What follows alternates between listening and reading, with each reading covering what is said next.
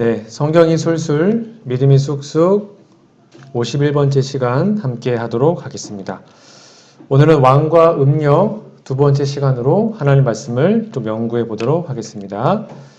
여러분 다 요 표 가지고 계시죠? 지금 현재 남북 평화시대 여호사밧, 여호람, 아하시야, 특별히 북방 이스라엘은 여호람과 예후 이야기를 함께 진행하고 있습니다. 지난주에 배웠던 것 잠깐 말씀을 드리면 인류의 가장 큰 결핍은 인물의 부족이다. 그 인물이란 매매되지 않는 사람, 심령이 진실하고 정직한 사람, 죄를 그대로 죄라고 부르기를 두려워하지 않는 사람, 마치 나침반의 바늘이 틀림없이 남북을 가리키듯이 양심의 그 의무에 충실한 사람, 비록 하늘이 무너질지라도 옳은 일을 위하여 굳게 서는 그런 사람들이다. 지난주에 예후가 거룩한 구테타, 거룩한 반역을 했던 것을 살펴보았는데 오늘 그 이어서 말씀을 좀 보도록 하겠습니다. 여러분 갑작스럽게 예후가 이스라엘 왕으로 추대된 다음에 지난주에 배웠던 소년 선지자가 기름을 부었죠. 기름을 부음 받은 다음에 예후는 즉시 군대를 이끌고 그의 주인이었던 이스라엘 왕 요람과 유다 왕 아하시야를 죽이러 이스르엘이라는 곳으로 갑니다. 이 사실을 보고받은 요람 왕과 아하시야 왕이 군대를 이끌고 예후를 이제 맞으러 나오는데요. 근데 그 무리가 절묘하게도 나봇의 포도밭에서 마주치게 됩니다. 나봇 기억나십니까? 아합이라는 왕이 그 왕궁 옆에 나봇의 포도밭이 있었죠. 그래서 그거를 본인이 갖고 싶었는데 나봇이 안 주니까 이세벨이 모함을 해서 결국 죽이지 않습니까? 여하튼 예후는 얼마 전까지만 해도 자신이 왕으로 섬겼던 이스라엘의 왕 요람 왕을 화살로 쏴서 죽입니다. 그리고 유다 왕이었던 아하시야 왕도 죽입니다. 그래서 남북 이스라엘 역사상 처음으로 이스라엘 왕과 두 왕이 유다 왕이 한날 한시에 한 장소에서 죽는 순간입니다. 이렇게 두 왕을 다 죽인 다음에 이제 누구 죽이러 하냐면 이세벨, 정말 악녀죠. 이세벨을 죽이러 가게 되죠. 결국 이세벨도 여기 그림에서처럼 한 사람이 위에서 떨어뜨려서 이세벨을 죽이게 되죠. 현재 열왕기하 10장 하고 있습니다. 여러분 10장을 좀 펴주시면 되겠습니다. 열왕기하 10장에 보면 그런 다음에 예후는 바알주의, 즉 그 당시에 북방 이스라엘의 바알을 숭배했던 수많은 사람들, 특별히 아합의 아들이 몇 명이라 했어요? 70명. 아합의 아들 70명을 다 죽입니다. 그러니까 불과 며칠 만에 수십 년 동안 못했던 개혁 사업을 예후가 다 이루게 되는 것입니다. 열왕기하 10장 11절인데요. 이렇게 기록되어 있습니다. 열왕기하 10장 11절 예후가 아합의 집에 속한 이스르엘에 남아있는 자를 다 죽이고 또 그의 귀족들과 신뢰받는 자들과 제사장들을 죽이되 그에게 속한 자를 하나도 생존자를 남기지 아니하였더라. 그러니까 아주 완벽하게 아합의 집을 몰살시킵니다. 진짜 개혁이죠. 그래서 우상 숭배를 타파하는 개혁을 이루게 돼요. 그 다음에 예후는 유다 왕이었던 아하시야, 이 아하시야 형제였던 42명을 또 잡아 죽입니다. 그런 다음에 공포를 하죠. 내가 바알 숭배를 더 열심히 하겠다 하고는 거짓 공포를 한 다음에 바알의 선지자들을 다 불러다 모읍니다. 그렇게 다 모이니까 또 바알의 선지자들, 제사장들을 다 죽입니다. 여러분 이 예후가 이걸 평소에 계획한 게 아니죠. 계획을 한 게 아니었어요. 그냥 소년 선지자가 갑자기 와가지고 기름을 붓더니 당신 왕이요 라고 말을 하니까 갑자기 왕 만세하고는 돌격 앞으로 한 다음에 자신의 주인을 다 죽이고 북방 이스라엘 남방 유다를 다 그렇게 한 것입니다. 여러분 예후는 어떤 사람이었냐면 아합 왕 때에 이스라엘을 섬겼던 장군이었습니다. 그러니까 아합을 섬겼고요.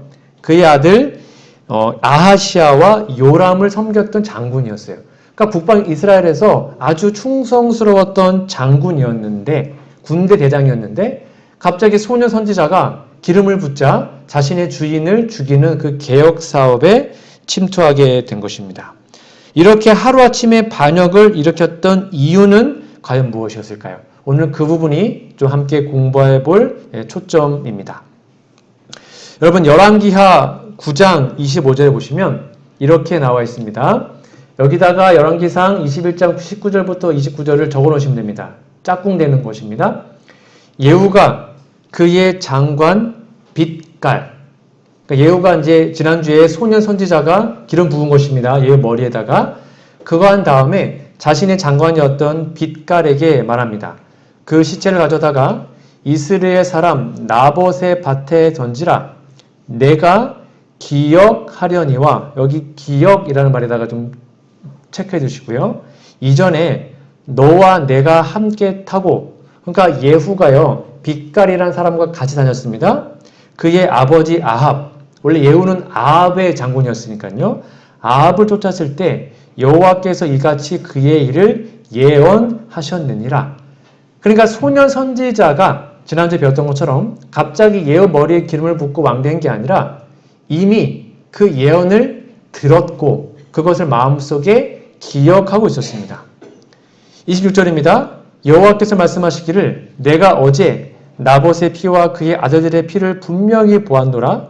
여호와께서 또 말씀하시기를 이 토지에서 너에게 갚으리라 하셨으니 그런즉 여호와의 말씀대로 그의 시체를 가져다가 이 밭에 던질지니라 라고 기록합니다. 그러니까 여호와의 토지 제도를 완전히 망가뜨렸고 바알 숭배를 했던 그 오므리 왕조, 즉 아합의 왕조입니다. 그 왕조를 엘리야가 경고하고 멸절시킬 거다라고 얘기를 했어요. 그러니까 엘리야가 아합이 있을 때 너 망할 거야 라고 말을 합니다. 근데 그 아합의 수행원이었던 예후가 그 자리에서 그걸 들은 겁니다. 엘리야 예언을 예후가 같이 들은 것입니다.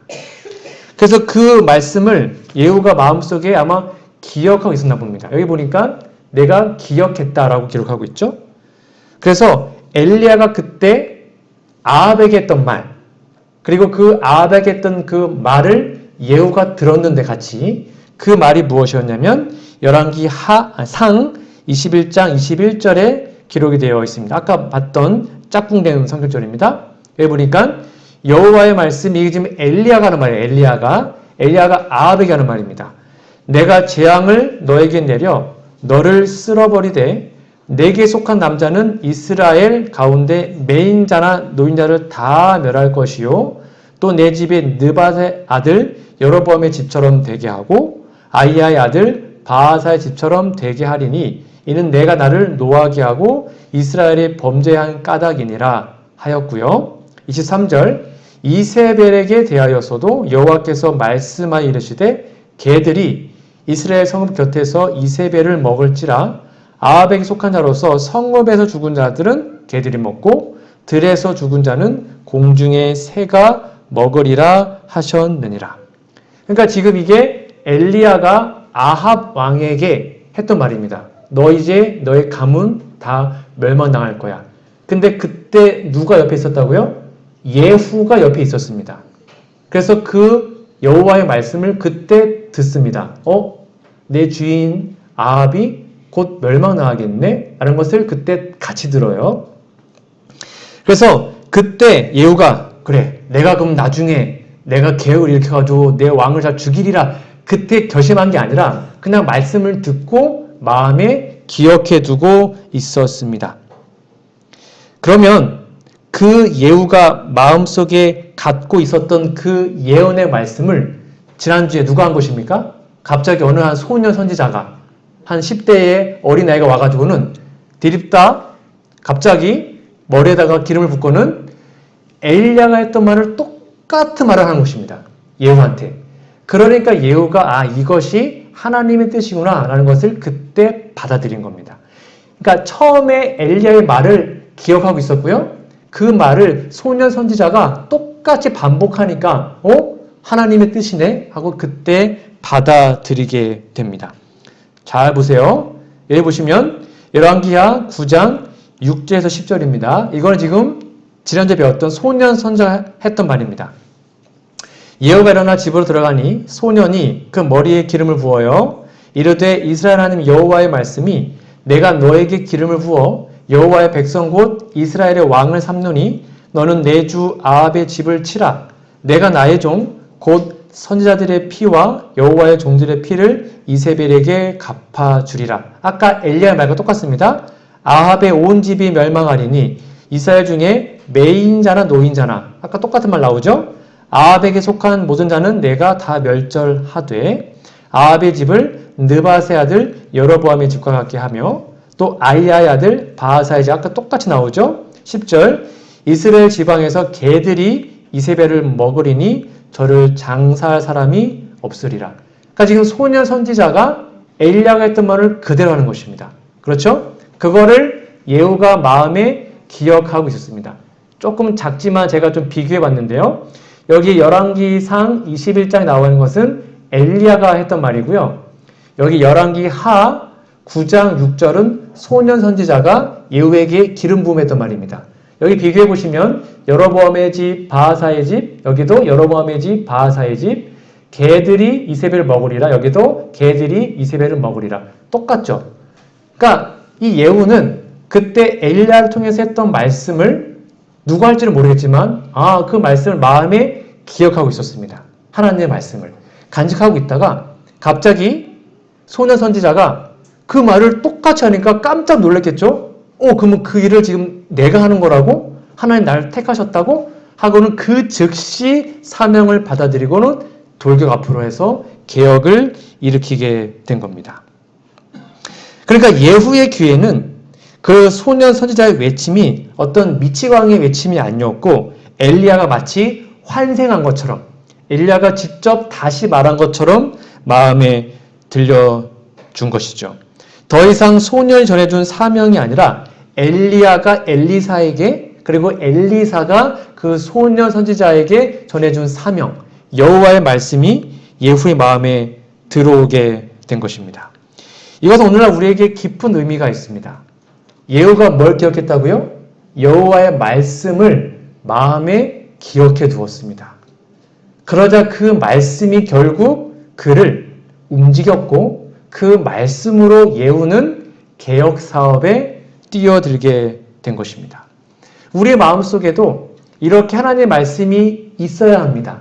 세계들이 있을 때 그 말씀이 언젠가는 우리 안으로 밖으로 나와서 우리 교회를 살리고 부흥시키고 개혁시키는 놀라운 일이 일어나게 되는 것이죠. 이스라엘 역사에서 전무후무한 위대한 개혁운동, 엘리야와 예후의 개혁운동은 바로 언약의 말씀, 특별히 예언의 말씀, 하나님의 말씀을 마음에 기억한 한 사람의 행동으로부터 시작되었음을 우리는 기억해야 합니다. 즉 우리 마음속에 기억하고 있는 말씀은 무엇입니까? 우리 마음속에 살아 움직이는 하나님의 말씀은 무엇인가요? 그 말씀이 우리의 사명을 움직이는 원동력이 되어야 하는 것이죠. 여러분 생각해 보십시오. 예후의 거룩한 반역을 통해서 아합 가문이 다 죽었습니다. 그렇죠? 남자부터 여자, 북방 이스라엘은 몰살 다 죽었습니다. 아합의 대가 다 끊겼고요. 그 다음에 남방 유다에도 아하시아 왕을 비롯해서 많은 왕들이 죽었습니다. 예후가 그렇게 다 처리를 했죠. 자, 그러면 누가 남았냐면 이제 아합의 후손은 아달랴 누구였죠? 이세벨의 딸이었죠. 아달랴 한 명 남았습니다. 아합의 후손은. 이 아달랴 입장에서 보면 자신의 친아들인 유다왕 아하시아가 죽었습니다. 친오빠인 이스라엘 왕 요람 왕도 죽었습니다. 자기의 친어머니인 이세벨도 죽었습니다. 그리고 친형제에 다름없는 70아들 다 죽었습니다. 그리고 자기가 그렇게 아꼈던 바알의 선지자들, 제사장들 다 죽었습니다. 그리고 이런 상황에서 자기 편이 다 죽었으면 이 아달랴가 어떻게 하는 게 정상인가요? 도망가야 되는 거 아닙니까? 이거 큰일 났다. 나도 죽으면 어떡하지? 하고 도망가야 되는 게 정상이잖아요. 보통 상식으로는. 근데 이 아달랴는 정말로 무서운 여자였습니다. 다 죽자 이때 아달랴가 생각합니다. 드디어 때가 왔구나. 드디어 내가 움직일 때가 왔다. 그렇게 마음에 결심을 해요. 정신을 바짝 차립니다. 그 다음에 어떻게 하는지 아십니까? 유다 그 왕궁에 있었던 다윗의 모든 후손들, 어린 왕자부터 하여튼 왕족이라는 왕족은 다 죽입니다. 왜요? 다 죽이면 다윗의 왕족이 끝나면 이스라엘 언약이 끝나는 거거든요.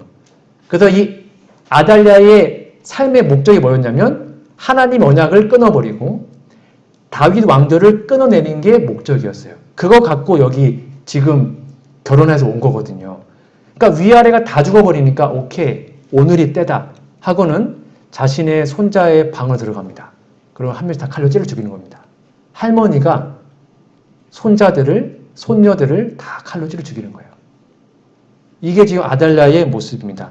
이게 지금 이제 그림 그러는 건데 보십시오. 열왕기하 11장 1절 아하시아의 어머니 아달랴가 참 정말 한번 상상을 해보십시오. 아달랴가 그의 아들이 죽은 걸, 이 아하시아 왕이에요. 예후한테 죽은 거예요. 보고 일어나 도망가지 않고 왕의 자손을 모두 멸절합니다. 한 명 한 명씩 가서 죽이는 거예요. 다 죽입니다. 그래야지 다윗 왕족이 끝나버리니까. 그래야 자기가 승리하니까. 그래야지 이 땅에 메시아가 못 오니까. 그래야지 구속 사업이 망하니까. 한 명 한 명 다 찔러 죽입니다. 야, 정말 잔인하지 않습니까? 정말 무시무시한 여자입니다. 우리가 상상할 수 없을 만큼 무시무시한 여자입니다. 여러분, 제 생각에는 이때가 정말 하나님의 역사에서 정말 위험한 순간이라고 생각합니다. 여기 다 죽잖아요? 그럼 다윗 왕조가 끝나면 메시아가 못 와요. 예수님 못 오는 거예요. 그때 난세의 영웅이 등장하죠. 여러분, 여호세바라는 사람 아십니까? 좀 이번 기회에 좀 기억해 주십시오. 제가 볼 때는 성경 역사에서 가장 중요한 인물이지 않을까 싶습니다. 좀 많이 좀 이뻐해 주십시오. 이 여호세바가 목숨을 걸고 이대로 간다면 다윗이 다 끝나버리면 후손 다 끝나버리면 언약 보증이 못 오고 예수님 못 오면 이 지구가 끝나는 거예요. 그것을 여호세바가 알고는 목숨을 걸고 어떻게 했냐면 한 아이를 살립니다. 한 명을 살려요. 핏줄이 끊어지면 안 되니까. 그게 요아스예요. 한 갓난 아이를 목숨을 걸고는 숨깁니다. 누가 했다고요? 여호세바. 기억해 주세요. 이 사람이 정말 중요한 사람이에요. 성경 역사에서. 이 사람 없었으면 우리는 구원 못 받았을 거예요. 이 사람이 목숨 걸고 한 아이를 살려요. 다윗의 유일한 핏줄. 그래야 그 핏줄을 통해 예수님이 오시니까. 열왕기하 11장 2절입니다. 요람은 유다 왕 여호람입니다. 여러분 다 표에 보시면 다 나와 있죠. 유다 왕 여호람의 왕의 딸 아하시아의 누이 여호세바. 여러분 밑줄 쫙 거두시고 좀 잘 봐주세요. 아하시아 아들 요아스를 왕자들이 죽임을 당하는 중에서 빼내어냅니다. 한 명 다 살린 겁니다. 그와 그의 유모를 침실에 숨겨 아달랴를 피하여 죽임을 당하지 아니하게 한지라. 요아스가 그와 함께 여호와의 성전에 6년을 숨어 있는 동안에 아달랴가 나라를 다스렸더라. 그러니까 아달랴는 아마 다 죽였다고 생각했던 것 같습니다. 다 죽였다. 왜냐면 이때는 이 아이가 가난하기였거든요. 그러니까 오케이, 다 죽였네. 내가 승리했다고는 아달랴가 마음 편하게 유다를 이렇게 통치할 때 여호세바가 이 아이를 숨긴 다음에 6년 동안 몰래 키웁니다. 성전에서. 여러분 이게 쉬운 게 아니에요. 발각되면 그냥 죽는 거거든요. 목숨을 다해서 아이를 살리고 키웁니다. 하나님의 나라의 언약을 이어가기 위해서. 이 여호세바 오늘 좀 제가 좀 주목해 보고 싶은데 앞에 보시면 화해주석에 보니까 여호세바는요 아마 아하시아의 이복 누이. 여러분 이거 다 왕조에다가 여기 잘 적어 놓으시면 됩니다. 이 아하시아는 유다 왕 아하시아입니다. 3번 남북 평화시대의 아하시아예요. 아하시아의 이복 누이이며 여호람의 딸. 여기요 지금 남북 평화시대 여호람의 딸로서 아달랴가 아닌 다른 아내의 딸이었을 겁니다. 그녀는 대제사장 여호야다의 아내였습니다. 그러니까 이 여호세바가 혼자 이렇게 한 게 아니라 그 남편과 같이 했습니다. 그 남편 이름이 뭐였다고요? 대제사장 여호야다. 그래서 여호세바가 여호사밧과 같은 사람입니다. 이름이 똑같은 건데요. 여호라 왕의 딸이요 아하시아의 누이요 제사장 여호야다의 아내였다. 그러니까 제사장의 아내였으니까 오늘날 쉽게 얘기하면 목사님의 아내, 사모님 같은 역할이었겠죠. 하여튼 이 사람이 언약을 수호합니다. 한 아이를 살리는 거죠. 그래서 여러분 이 여호세바의 이름 뜻이 뭐냐면 여호와의 맹세, 맹세가 언약이라는 뜻입니다. 그러니까 여호와의 언약이라는 뜻을 갖고 있어요. 이름 자체가 언약 덩어리였습니다. 이렇게 여호세바가 한 아이를 살리고 누가 함께요? 그의 남편이었던 여호야다와 함께 살립니다. 여호세바는 여호와의 맹세라는 뜻이고요. 여호야다는 여호와를 알다라는 뜻입니다. 제사장은 여호야다, 그의 아내는 여호세바. 여러분 이 당시에 대제사장 여호야다가 약 한 100세 정도 됐다고 합니다. 그러니까 100세라고 하면 어느 때부터였냐면 르호보암 초기, 그러니까 솔로몬의 아들이었던 르호보암 때부터 왕실을 지켰던 제사장이었어요. 그러니까 정말 파란만장한 삶을 살았고 왕궁의 모든 걸 다 알고 있었겠죠. 그는 임종을 맞이할 당시가 130세였습니다. 그는 40년 동안 다스린 요아스, 아까 그 아이예요. 살렸던 아이. 그 요아스가 통치를 마치기 전에 죽었습니다. 선왕들의 통치 기간에 비춰볼 때 여호야다는요. 르호보암의 솔로몬의 아들입니다. 르호보암의 초기 통치 기간 이후에 태어났다고 보기는 어려울 듯 아마도 솔로몬의 통치 기간 중에 태어났을 것이고요. 그러므로 그는 나라에서 일어난 파란만장한 역사를 겪으며 살아왔습니다. 이렇게 이 여호야다가 이 연세가 지긋한 할아버지 제사장 할아버지께서 한 아이를 살리고 그 아이를 6년 동안 말씀을 양육합니다. 이 아이가 유다의 희망이거든요. 이 아이가 죽으면 안 돼요. 언약이 끊기거든요. 이 아이를 목숨을 다해서 지키고 그 아이에게 말씀을 가르칩니다. 말씀대로 통치하라고. 그렇게 몇 년 동안 키웁니까? 6년을 키워요. 그런 다음에 이 아이가 7살 됐을 때 다시 한번 거룩한 반역, 구테타를 일으킵니다. 그래서 아달랴를 밀어내고 죽이고 이 7살짜리 요아스를 왕으로 세우죠. 그게 여기입니다. 4번 초기 신앙 요아스. 이 요아스가 이 여호야다가 세워준 왕입니다. 이 여호야다가 이 요아스 왕을 어떻게 키웠을까요? 이렇게 했을 겁니다. 신명기 17장 18절입니다. 그가 왕에 오르거든 이 율법서의 등사본을 레위 사람 제사장 앞에서 책에 기록하여 평생에 자기 옆에 두어 읽어 그의 하나님 여호와 경외하기를 배우며 이 율법의 모든 말과 이 규례를 지켜 행할 것이라 라고 얘기합니다. 그래서 이 여호야다가 이 아이를 정말로 6년 동안 철저하게 키운 다음에 7살 때 왕을 세웁니다. 아달랴를 죽이고요. 그런 다음에 여기 필사본, 신명기 그 필사본을 왕에게 줘요. 그래서 이 필사본대로 통치하거라 하고는 왕을 세우게 됩니다. 그것이 열왕기하 11장 12절에 기록되어 있습니다. 그러니까 이 말씀 하나하나가 한번 상상을 해보세요. 여호야다가 왕자를 인도하여 내어 왕관을 씌우며 율법책을 주고, 여러분 7살이면 얼마나 어려요. 지금 지민이가 이제 8살이거든. 조만한 애가 이제 왕이 된 겁니다. 얼마나 어리겠습니까? 근데 그 아이한테 눈을 뜨고 글을 읽을 때부터 말씀을 가르친 거예요. 너 꼭 살아남고 말씀대로 통치해야 된다. 왕관을 씌우고 뭘 줍니까? 율법책을 줍니다. 기름을 부어 왕으로 삼음에 무리가 박수하여 왕의 만세를 부르게 됩니다. 거룩한 반역, 거룩한 구테타의 정신이 뭐라고요? 신명기 말씀, 언약 말씀을 마음에 새길 때 그렇게 된 것입니다. 그래서 우리의 삶 속에도 이러한 놀라운 언약이 회복되는 것은 다른 것이 아닙니다. 율법이 우리 마음속에 새겨지고 하나님의 말씀이 우리 마음에 회복될 때 우리는 거룩한 반역을 이뤄낼 수가 있는 거죠. 여기에는 언약 회복하는 아주 중요한 순서와 절차가 있습니다. 여기 열왕기하 11장 17절에 보면 이 말씀 좀 같이 읽어볼까요? 시작. 여호야다가 왕과 백성에게 여호와와 언약을 맺어 여호와의 백성이 되게 하고 왕과 백성 사이에도 언약을 세우게 하매라고 얘기합니다. 여기 보니까 언약을 맺는 순서가 있습니다.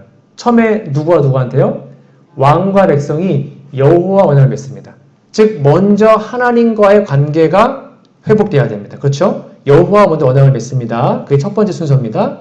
그런 다음에 여호와의 백성이 되게 했죠. 그 다음에 왕과 백성 사이 언약을 맺습니다. 그 다음에 왕이 백성들과 인간이 인간과 다시 언약을 맺습니다. 이게 거룩한 개혁의 순서입니다. 먼저 누구와요? 하나님과 언약을 맺습니다. 그게 회복돼요. 그 다음에 인간과의 언약이 회복될 수가 있는 거죠. 이것이 오늘날 우리 교회에, 특별히 우리 교단에 필요한 것입니다. 먼저 저를 비롯한 목회자들, 그리고 교회의 장로님들, 저희들이 먼저 하나님과의 그 올바른 관계가 더 굳건하게 회복되어야 합니다. 그게 되면 그 다음에 우리는 우리의 이웃들과 우리의 성도들과 하나님의 언약을 더 이루어 나갈 수가 있는 거죠. 이런 순서로 언약을 했을 때의 결과가 이거였습니다. 온 백성이 바알의 산당으로 가서 그 신당을 헐고 그 제단들과 우상들을 철저히 깨뜨리고 그 제단 앞에서 바알의 제사장 mat단을 죽이니라. 제사장이 관리들을 세워 여호와의 성전을 수직하게 했다라고 기록합니다. 무엇이요?